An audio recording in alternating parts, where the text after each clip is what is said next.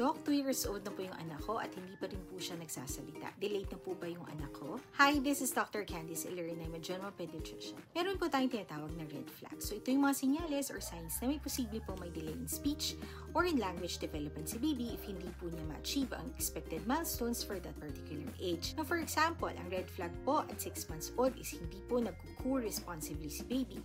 So dapat po kasi nagme-make na siya ng sounds, squealing noises, nagsistick ng tongue out, and nagpo-blow.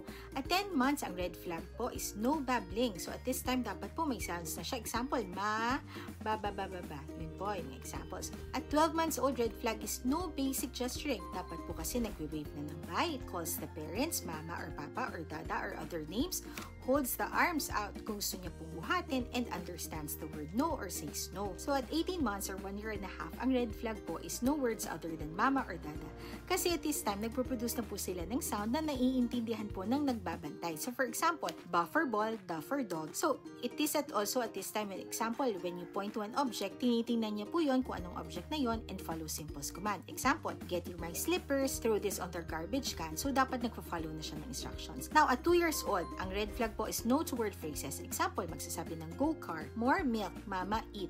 So dapat yung vocabulary niya po is more than 50 words na. So and they will also understand the simple instructions like give me the ball, pick up your toy.